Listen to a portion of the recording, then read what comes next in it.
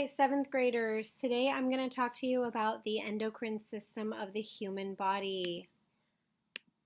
So the endocrine system controls body functions and homeostasis, or balance in the body, with the help of organs called glands that release hormones.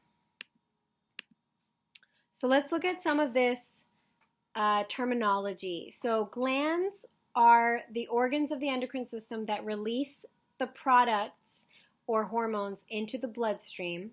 Hormones are chemicals that deliver messages to regulate body functions, and target cells have specific receptors for specific hormones.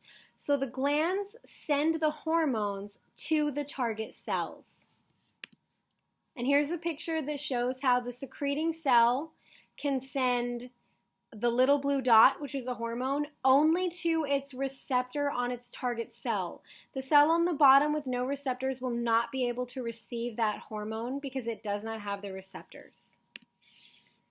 Major glands of the endocrine system include the pituitary gland, the thyroid gland, the adrenal gland, the parathyroid glands, the pancreas, the ovaries, and the testes. The first gland we're going to talk about is the pituitary gland. The pituitary gland is located inside the brain, and it is the master endocrine gland. This gland controls all of the other glands. It is the gland that regulates growth hormone through human growth hormone, and it also regulates reproduction of the body. This is a very, very important gland. The next gland is the thyroid. The thyroid is located in the throat below the larynx. The larynx is your voice box. This regulates your metabolic rate, otherwise known as the rate at which you use energy in your body. This gland also helps regulate your body weight by telling your body how much fat or energy to burn. The next gland are the adrenal glands. These glands sit on top of the kidneys, and they release hormones that help us deal with stress. The adrenal glands are responsible for what we call the fight or flight response. Adrenaline is released when something dangerous or scary happens to help you fight or run away in times of danger. This increases your heart rate, gives you energy, and allows you to either fight or flight. The next gland is the parathyroid gland. The parathyroid glands are located inside the thyroid. These increase calcium, phosphate, and magnesium absorption inside the intestines, and they help the bones release calcium and phosphate and cause the removal of calcium and magnesium from urine by the kidneys. This gland also increases in the making of vitamin D in the body. The next gland we're going to talk about is the pancreas. The pancreas is attached to the small intestines in the stomach. This gland controls the levels of blood sugar by producing a hormone called insulin. Insulin is a hormone that tells our body to take up sugar out of the bloodstream. The next gland is the thymus gland. The thymus is located in the upper chest behind the sternum or breastbone. This gland controls the immune system, which helps you fight off infections and bacteria. Then finally, we have the ovaries and testes. Ovaries and testes are the reproductive glands for females and males. In females, the ovaries control the female reproductive cycle and female sex characteristics by releasing estrogen, testosterone, and progesterone.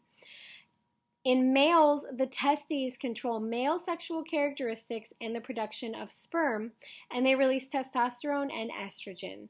These glands are responsible for puberty and the sexual maturity of both males and females. The biggest thing about the endocrine system is that it helps our body maintain homeostasis.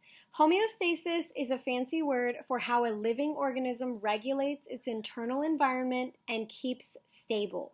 It also means balance in the body. I like to think of this like Goldilocks in Goldilocks and the Three Bears. It's not too much or too little of anything. It has to be just the right amount. So the human body can't be too hot or too cold. It has to be just right in order to survive and be healthy. Homeostasis is often maintained by feedback systems, and the endocrine system uses these feedback systems to control the amount of hormones that are released into the body. The endocrine system sends those hormones into the bloodstream and responds to what the body needs by either starting or stopping releasing those hormones. So if the body doesn't need any more insulin, then the endocrine system will stop releasing it. If the body needs more insulin, the endocrine system will continue to release it. These are called feedback systems because it has to do with the endocrine system responding to the feedback of the body. Here's a picture of how a feedback system works for body temperature. If the body is too warm, sweating will happen, which will cool the body down. If the body is too cold, shivering will happen, which will warm the body up. In this way, the body maintains its temperature balance all by itself. One example of a feedback system is the blood sugar levels of the body. This is called a negative feedback system. When a meal is eaten, the intestines take in glucose or sugar during digestion. As a result, the glucose level in the bloodstream increases. The pancreas responds to the high levels of glucose by producing insulin. Insulin is then released in the bloodstream, causing the liver and other tissues to take up the glucose, removing it from the bloodstream.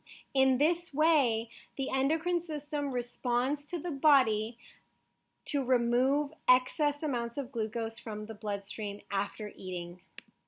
Here's a picture of how this particular feedback system works.